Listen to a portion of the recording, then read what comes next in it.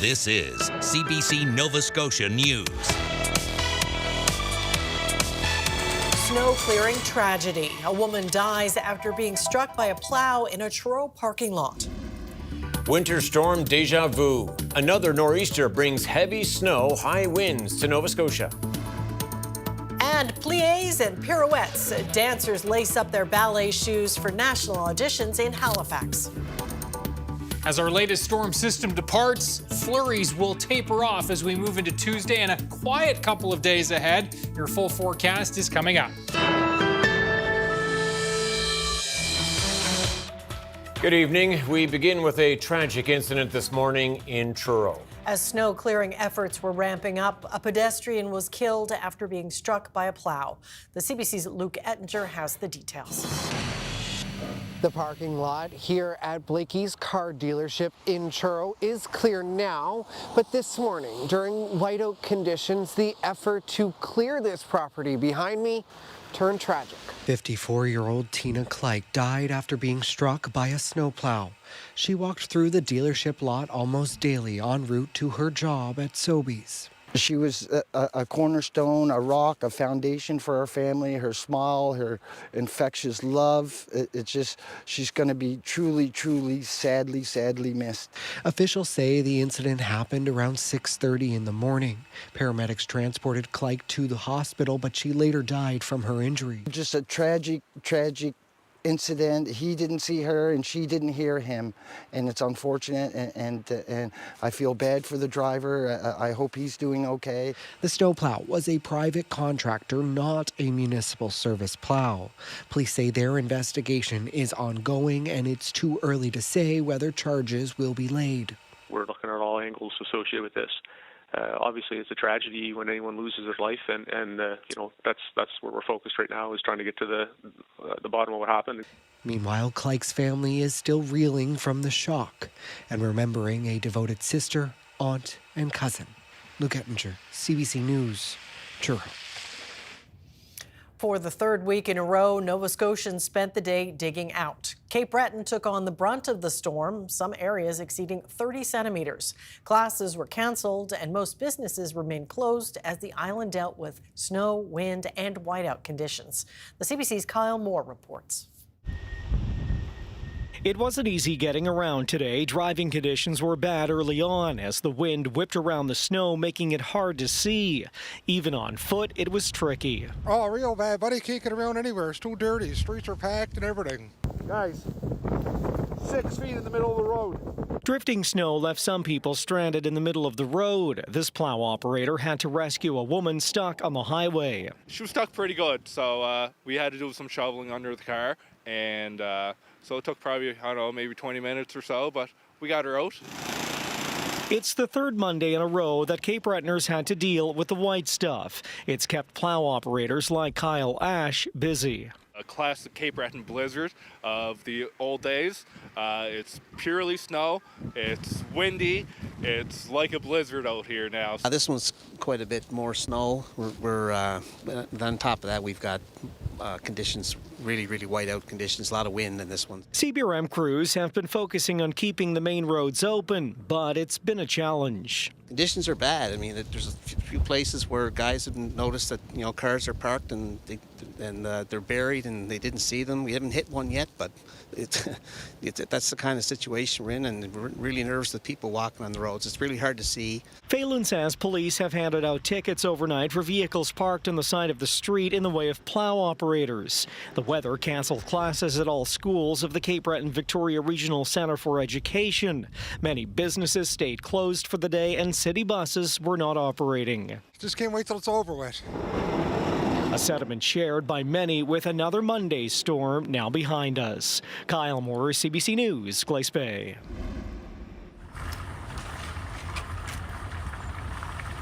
Here in Halifax, the nor'easter brought less snow, but enough that people still needed to dig out this morning. Roads were slick early on, forcing schools, campuses, and many offices to have delayed openings.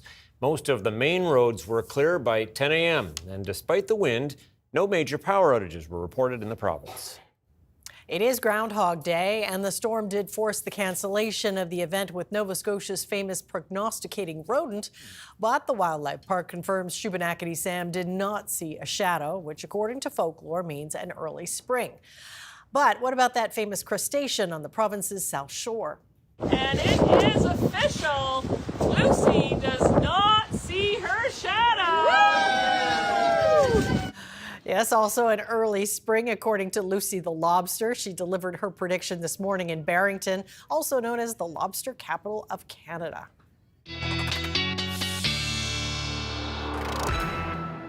Ryan considers all critters and much more in his weather forecast. Yes, and he's our favorite prognosticator, which is hard to say. Yeah, absolutely. You know, for this one, we're actually going to be looking back a little bit at how this storm moved in. And, you know, we were tracking this, we know, all last week, diverging east as we move through the weekend. And you can see the bulk of that snow. Yes, Cape Breton had a huge amount, but 30 to 50 centimeters in Newfoundland today. That's what was potentially on the menu had this not shifted a little bit further to the east. But even last night, you could see some of those heavier bands across eastern mainland and into Cape Breton, just edging metro. And so, yeah, downtown St. John's picking up 10 centimeters, but down towards Duncan's Cove 20.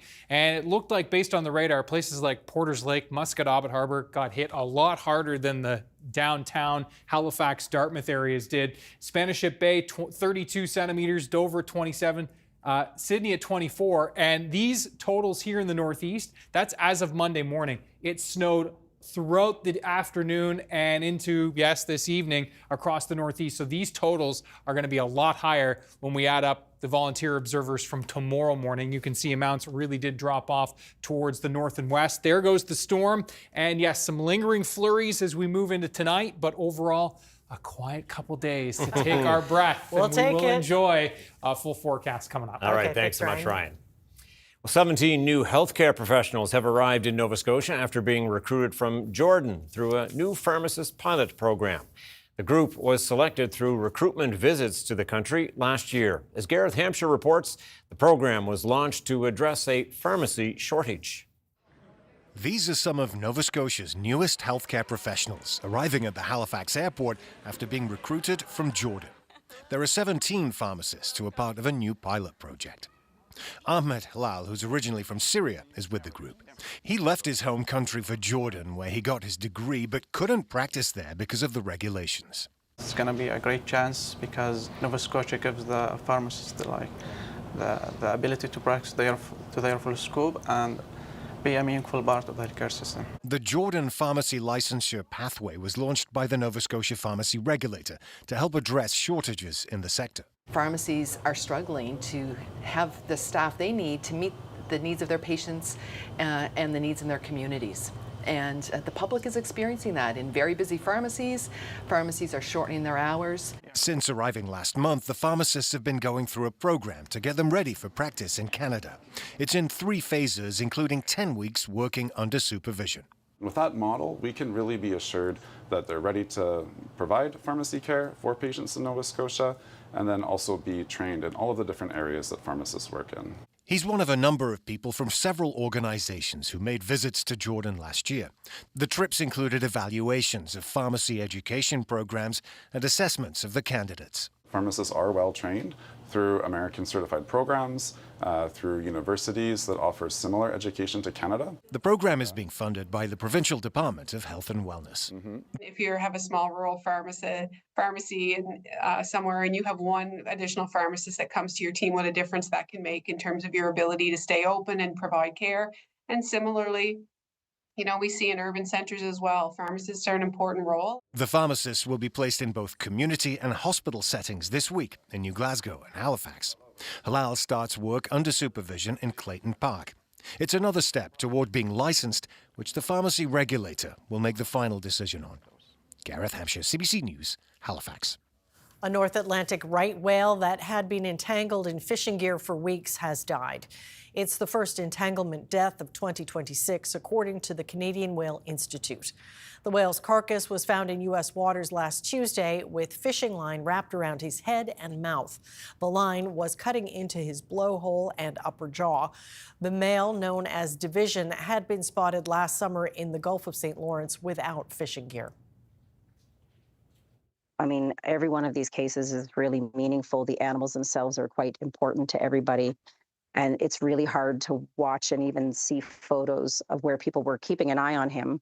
Couldn't get the teams out because of weather or other conditions, but it was a pretty horrific thing to watch because he went from looking very much like a right whale to a very thin, very emaciated, very sick-looking animal right before he passed was the last spotting. So that's pretty awful.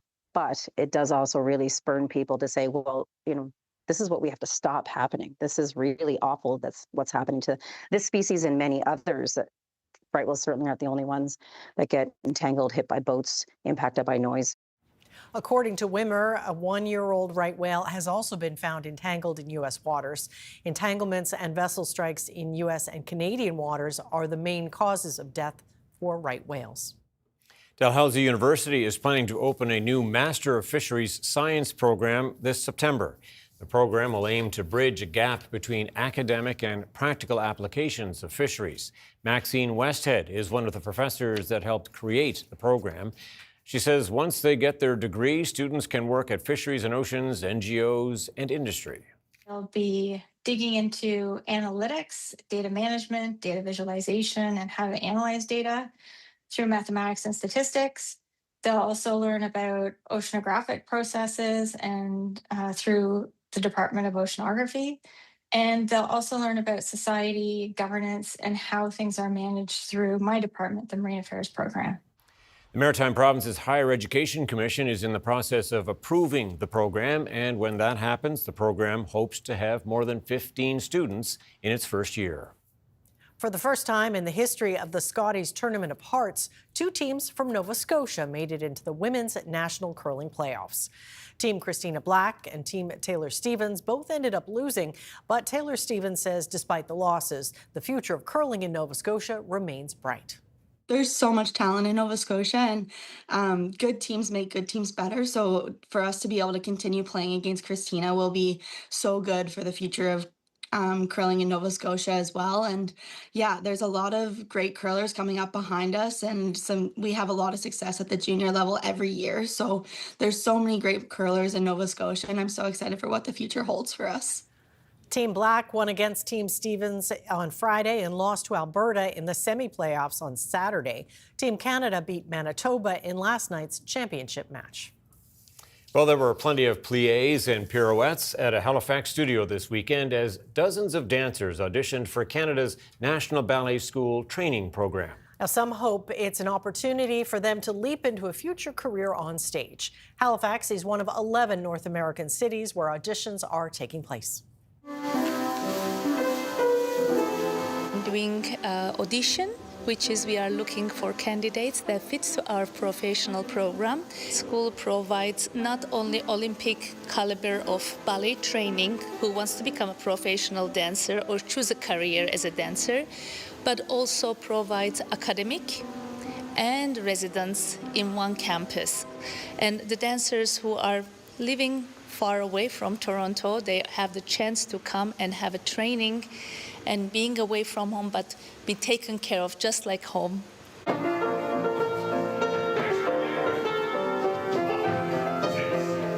Felt a little nerve-wracking, but after it got past the beginning, it was way easier.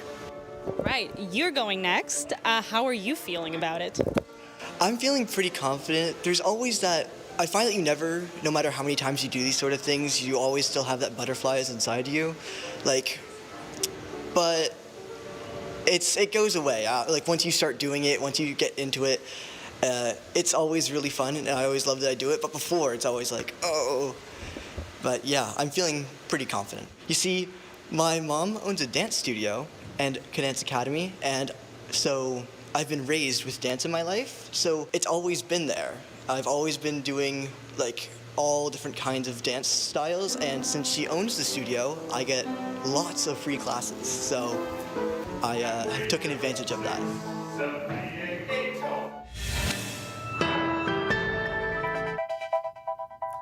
Beautiful downtown Halifax. Ryan is up next with his full weather forecast. We'll see you on the other side of the break.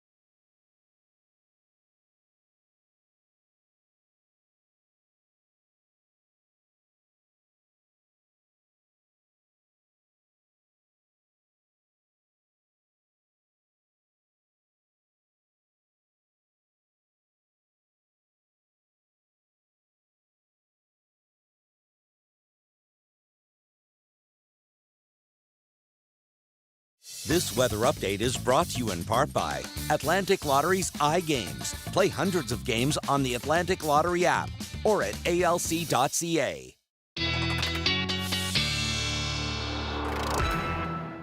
I think most Nova Scotians will be okay with the forecast for the next couple of days. Things calming down a little bit. Put down the shovel for a change. Yeah, right? You know? And even a little bit of melting, at least on the pavement and surfaces, because that sun angle is getting higher in the sky, and so it can do, even at near zero, can do a little bit of melting, so that's good. We need a lot of melting. I think. We do, but not too much. We want the skiers. The hills are in great shape. Yeah, they are, absolutely. And I know the cross-country skiers are loving this as well. Have a look. First and foremost, we're going to talk about, a little recap of today. I know you guys already talked about it before, but 6 more weeks Puxatawny in the Okay. U.S. said 6 more weeks, Okay. but early spring, Sam, Fred, Willie, and Lucy. So Yeah. I think the consensus from the rodents is, and the crustaceans, Yep. is that, early spring. I'll take it. I mean, only 6 more weeks would probably be a win, though, right? Yeah, At this I point, I think so, yeah. You hedge your bets in Nova Scotia, don't you? That's right. Just a little recap there as we look at the temperatures on this Groundhog Day. You can see that, anywhere from -1 at Westport right now in Canso, actually 0 at Ingonish Beach, -3 to -4 for many spots, including towards the Halifax airport. The wind has been such a story today for the North Shore and into Cape Breton. Sustained 20, 30, 40 kilometers per hour there right now. Still gusting to 60 at Sydney, and the blowing and drifting will continue through tonight. Subsiding as we move into tomorrow. Those winds will ease, which will help.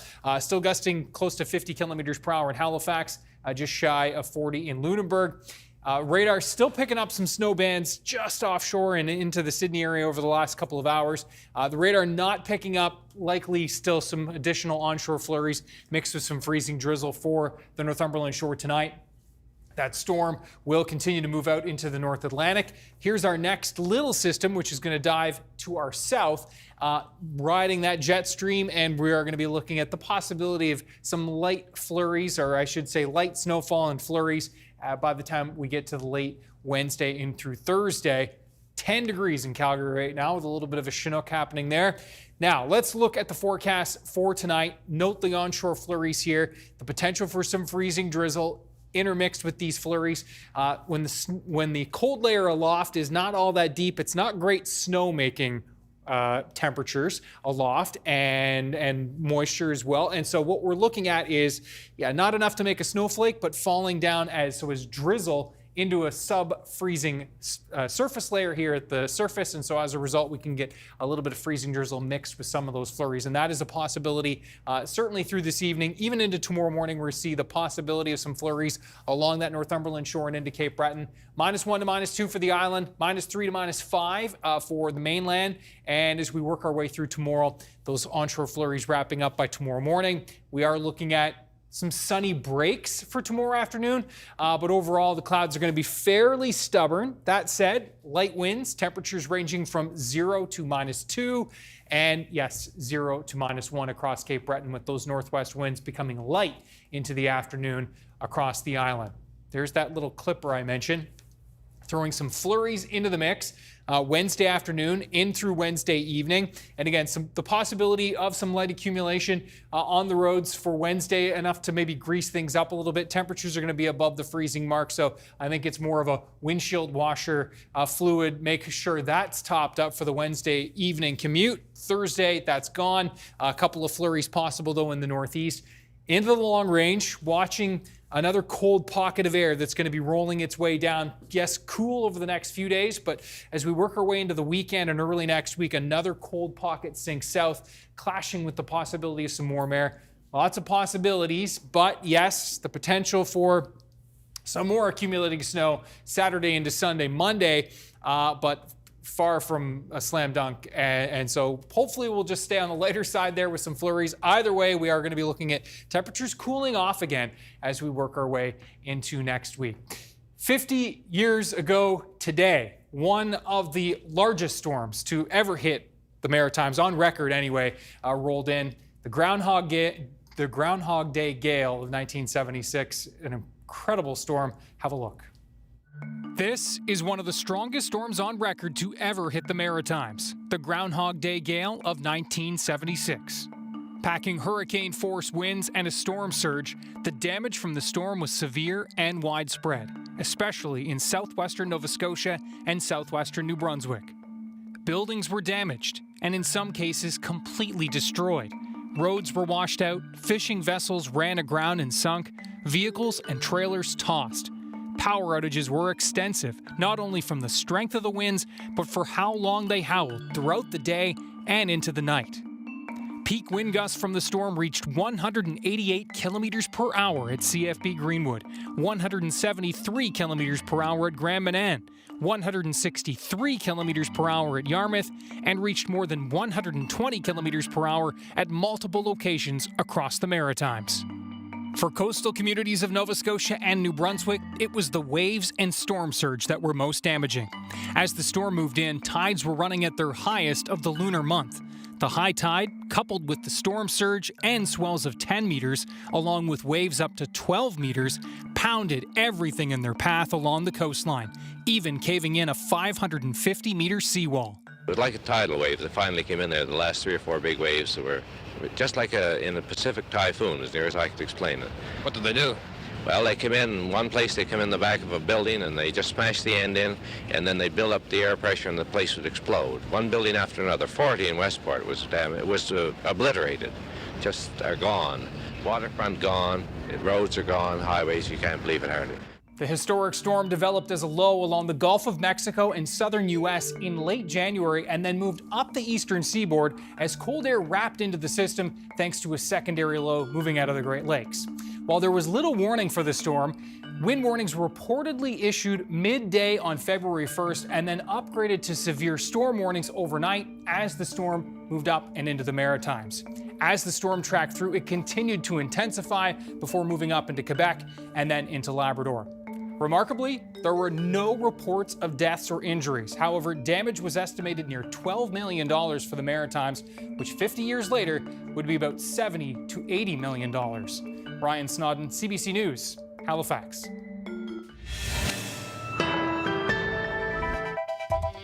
Coming up, Turo's Liam Moffat prepares for his second Winter Olympics as the Games begin in Italy this Wednesday.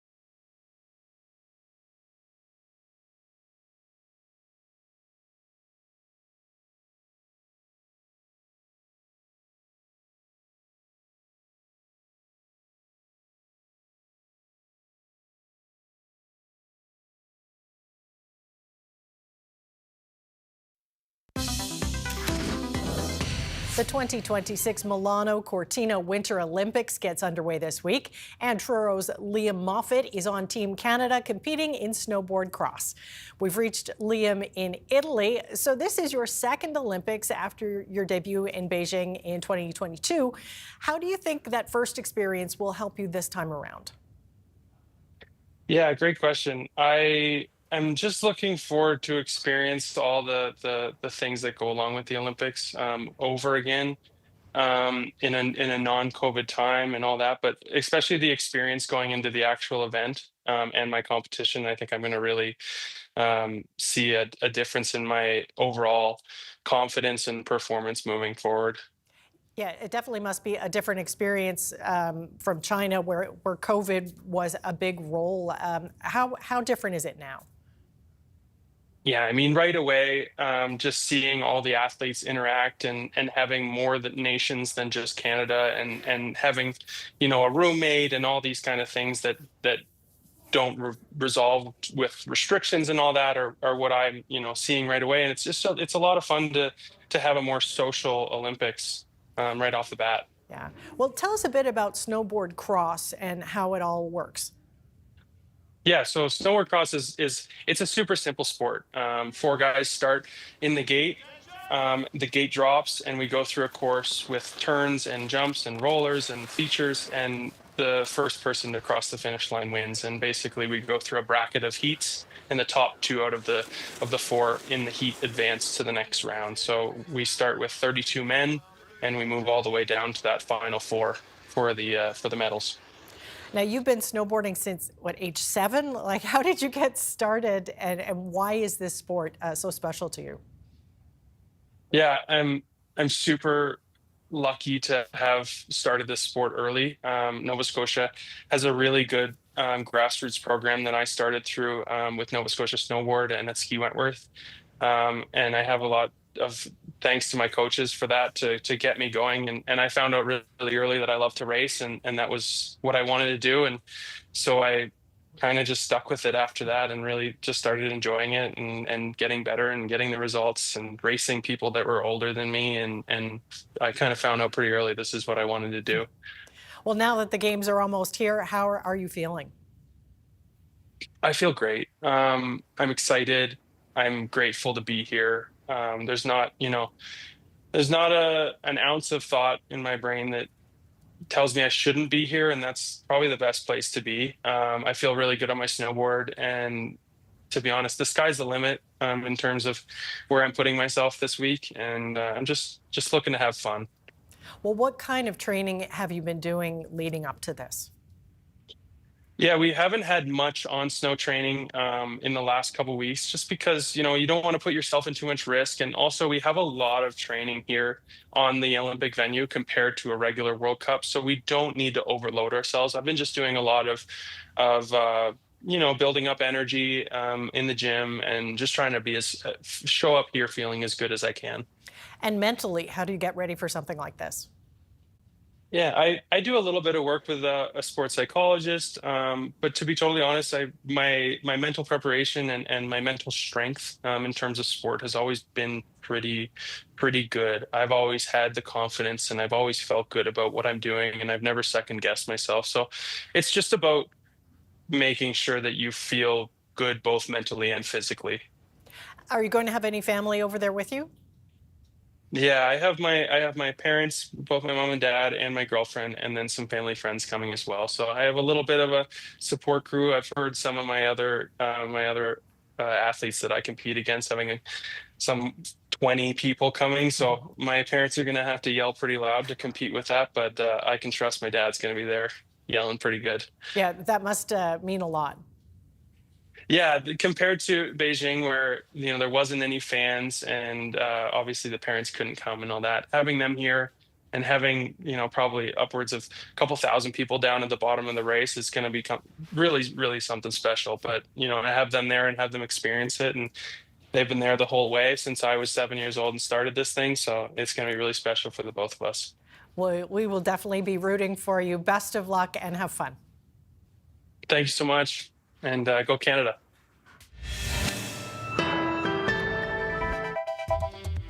Coming up, more prominent names from the UK and beyond have been found in the latest batch of Jeffrey Epstein files.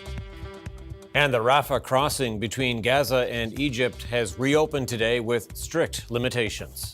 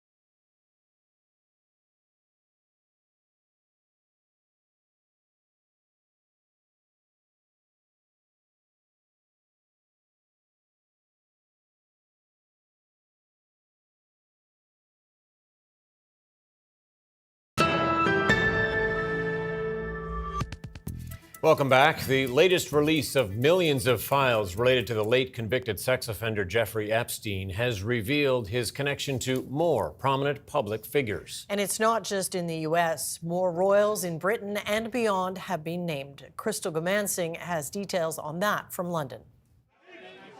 Invitations for tea in a royal residence and an inquiry about how to raise thousands of pounds for a rent payment. Emails believed to have been written by Sarah Ferguson, the former Duchess of York, to the late sex offender Jeffrey Epstein after his 2008 conviction related to prostituting minors. You can see that she had absolutely no filter when it came to talking about her own members of her family. I mean, she describes, for instance, her daughter, Princess Eugenie, going off with a boyfriend on, and I quote, a shagging weekend. While no wrongdoing has been indicated in Ferguson's emails, the same can't be said for her ex-husband and former prince, known now only as Andrew Mountbatten Windsor. King Charles's younger brother labeled the creepy crawler by a British tabloid as new images surfaced in the latest cache of documents. There's no context for the picture of him hovering over a female, but lawyers for Epstein's victims tell BBC News there's new allegations involving the disgraced royal. CBC cannot independently verify those claims. They have not been proven in court, and the former prince has always denied any misconduct. Palace officials haven't said anything about the latest revelations, having previously stripped Andrew of his royal title.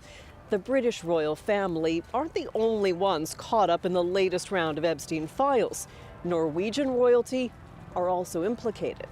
I think they were just lying to the public. So I find it really, really disturbing, actually. Norwegian Crown Princess Mette Maret's name appeared nearly 1,000 times in the latest documents. In one email, she called Epstein such a sweetheart, prompting her to issue a statement admitting to poor judgment. Norway's prime minister said he too thinks it was poor judgment on the royals' behalf and is calling for an explanation into the extent of the princess's contact with Epstein. Crystal Gamansing, CBC News, London. For the first time in nearly 2 years, the Rafah border between Gaza and Egypt has reopened to limited traffic, a benchmark that was supposed to be achieved months ago. The CBC's Sasha Petrusek is in Tel Aviv with the latest. At this point, the movement across the Rafah crossing has been really just a trickle, maybe more symbolic than anything else. It is an important symbol because many Palestinians have been waiting a long time, almost 2 years, to be able to get out of this war zone. Once things get going, about 150 Palestinians are supposed to be able to move out of Gaza, about 50 moving in every day. Those daily numbers are something that we are not going to see for a while, and today certainly there was really a very small number that made it across. Those are mostly, at this point, people who need medical assistance outside of Gaza, something that is really very difficult to find, especially if you have very specialized needs. Kidney patients, for instance, they are waiting to get outside either for transplants or for treatment, and that is still something that they may have a wait to go. There are approximately 20,000 of these sorts of patients who are waiting to leave Gaza. Still, this is seen as very important, not only for those people who now see an opportunity and a hope to get out, but also for the ceasefire process. This is now moving into the second phase. This is a very important benchmark that was supposed to be achieved months ago, but there's been reluctance, especially on the Israeli side, to open up any part of the Gaza border. In fact, Israel has said they're not moving any further ahead with this ceasefire unless Hamas disarms. Hamas has been reluctant to do that. So there's a job ahead for especially American negotiators who have been putting pressure on Israel, also putting pressure on Hamas to move into this phase. They have not achieved that yet, but some of these negotiators are due here in Israel later this week, so that's likely to be on their discussion list as well. Sasha Petrusek, CBC News, Tel Aviv. There won't be many more red carpet events at Washington's preeminent cultural center this year. U.S. President Donald Trump says the newly rebranded Trump Kennedy Center will be shuttered later this summer for extensive renovations. But critics say that may not be his only reason for the closure. Aaron Collins explains. First, the president bulldozed the east wing of the White House to build a new ballroom. Now he has the Kennedy Center in his sights. The president unhappy with the Performing Arts Center that he rebranded to partially bear his name. Trump calling the venue tired, broken, and dilapidated in a social media post Sunday, insisting that it needs a refresh, writing that the center has been in bad condition both financially and structurally for many years, and that he wants to turn it into a world-class bastion of arts, music, and entertainment. Now, Trump says the decision to renovate was made after consulting a collection of musical experts, art institutions, and advisors. The president saying the best way to revamp the center would be to shutter it for up to 2 years, beginning on July 4th this summer. Now, these plans being met with skepticism, to say the least. Of course, Donald Trump just added his name to the Kennedy Center in December, and that rebrand was panned by many, including a wave of longtime performers who canceled shows at the center. And on top of that, Democrats in Congress have challenged Trump's ability to change the name to the center, which was originally named to honor President John F. Kennedy after he was assassinated. As for this renovation, some Democrats say the closure is more about covering up the damage Trump has done to the facility. Now, this man has destroyed the place. He has run it into the ground financially. He's made it a place where performers don't want to perform and individuals don't want to attend performances. Some Democrats hope to stop the shuttering of the center, saying they'll look into whether Trump needs congressional approval to move forward with the planned renovations. Now, for his part, Donald Trump does say that to move forward with the renovations to the center, he will need approval from the center's board, which, of course, the president has stacked with loyalists and now chairs. All of this grumbling from the president comes just days after the center hosted a premiere screening of a new documentary about First Lady Melania Trump. So perhaps the president just didn't like his seats. Aaron Collins, CBC News, Washington. The first new American-made F-35 fighter jet purchased by Canada is now officially in the last phase of production. The head of Canada's Air Force is marking the milestone at the Lockheed Martin production plant in Texas. Delivery is expected later this year, and soon Canadian military pilots will be learning to fly them in Arizona. The CBC's David Common was there recently and has details on the controversy over the purchase. Canada has a big choice to make about the F-35, a multi-billion-dollar fighter jet acquisition. It is stuck with at least 16 of them. They're being built, we've paid for them, it's going to happen. The question for the federal government is whether to continue buying from the Americans up to an additional 72 more aircraft. In fact, this is one the Canadians will be training on in the coming months here at Luke Air Force Base in Arizona. So that process is already underway. The question is, do they buy more? And it comes against the question of everything going on between Canada and the U.S. right now. And of course, additional questions like, could more of this aircraft be built or serviced in Canada, or could it be part of a larger trade deal? We are here at this Air Force Base where within months, Canadian pilots from the Royal Canadian Air Force will be here learning how to operate the F-35. David Common, CBC News at Luke Air Force Base in Arizona.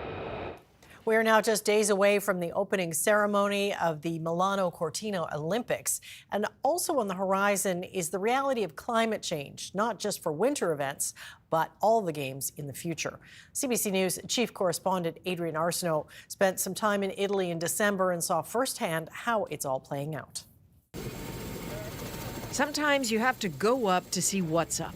And in the skies over the Olympic hub of Bormio in northern Italy, you can see either man down. What you see is the story of retreating and melting glaciers. The summers are very warm, and so this creates the melt of all the snowpack.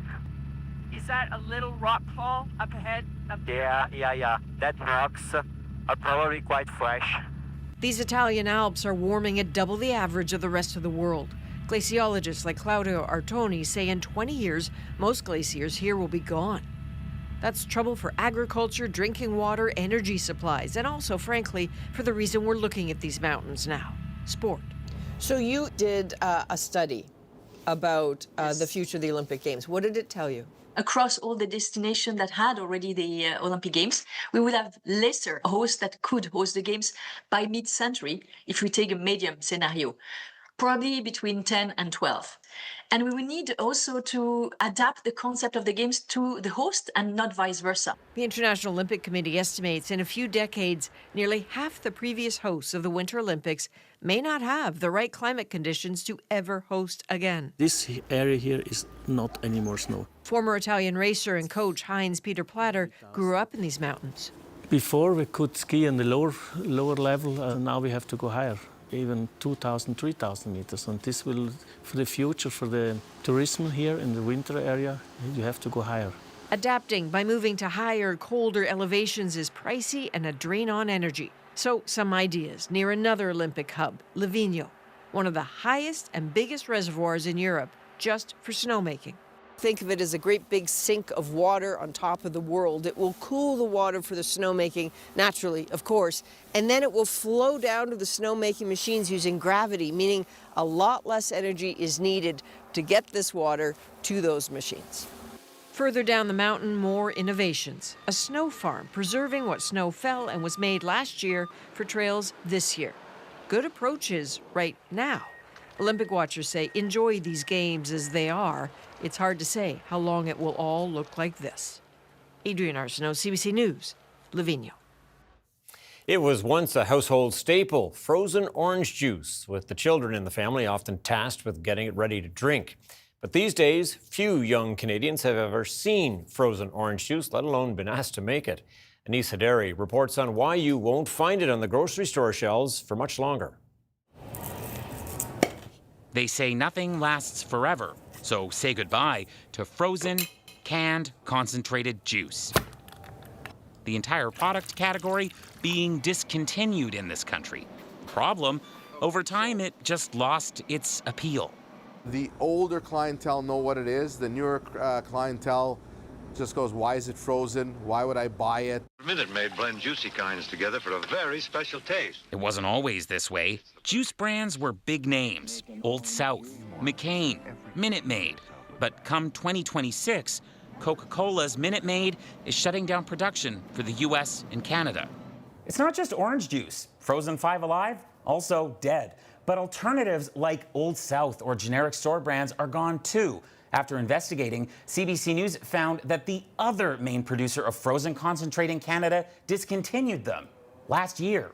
In a statement, the company behind most generic brands said demand for frozen from concentrate juice has steadily declined. Many consumers have shifted towards shelf-stable and refrigerated options.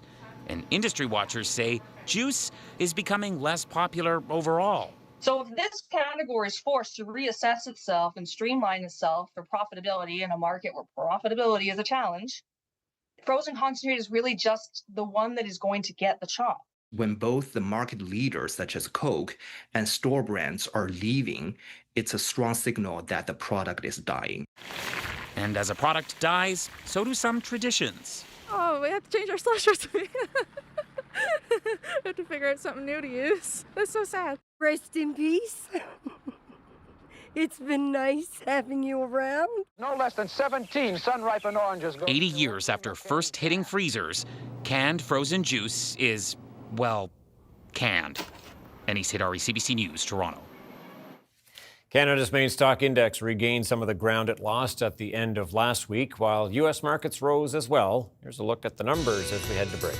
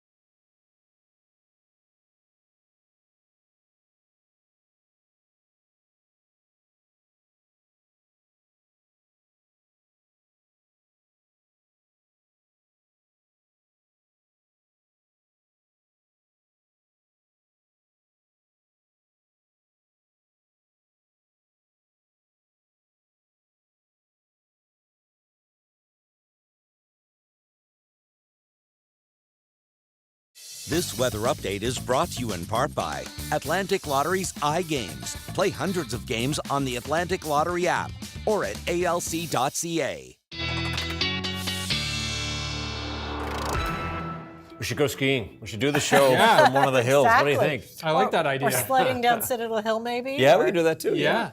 It's the skiing is great. The cross country skiing, the snowshoeing, because so often, even when we get like a big dumping of snow, we get like some freezing drizzle on top, right? And it just gets that hard crunch on top.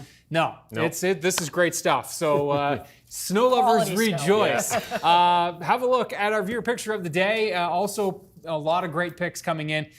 This one, Morris Lake Beach. This is where the Cow Head River or Cow Bay River runs into Morris Lake.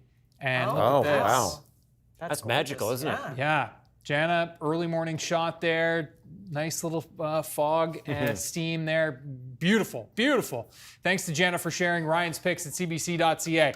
So there are the temperatures, 0 to -2 for Tuesday. So back closer to seasonal. It's been a while. It's been a long 10-day stretch of Arctic air dominating, with temperatures 5 to 6 degrees colder than average over the last 10-day stretch up till yesterday. So, we'll take the nice break here over the next couple days temperature-wise. Yeah, a few flurries into the mix for Wednesday as we will be watching weak system passing to the south and into the long range, tracking, yes, more Arctic air. It is going to be sweeping back down into the Great Lakes, pushing into our region as well, and it does look like that will kind of push in Friday, more so into the Sunday, Monday time period on the backside of what may be a system, what may just be a front coming through, and so that's why there's a question mark on Saturday, so stay tuned for updates on that. We'll want to know. Okay, thanks, Ryan. Well, in downtown Dartmouth on Saturday, big crowds showed up to see the ice sculptures, drink some hot cider, and enjoy the day. The annual Dartmouth Ice Festival attracted many, taking the winter in stride.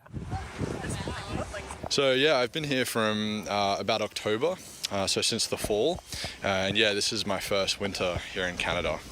It's very cold compared to back home. I'm not used to the minus degrees, I'm not used to the snow, but it's been great so far. I think figuring out this new culture and how the city operates in snow has been something exciting to navigate. Sometimes we go outside or stay in the house. We go outside and enjoy the snow. Really good. We just like to go sledding and just do stuff, make stuff out of snow, and it's a lot of fun to do that. We carve stuff out of like snow. We don't carve stuff out of ice. We also kind of like go sledding together, I've been looking at the weather and I've seen that it was like 30 to 40 centimeters. Now it's like 10 to 15. So I'm in between if we're going to get one or not. There's a forecaster. He was, yeah, that's right. And that is it for us tonight. Thanks for watching. We'll see you next time. Good night.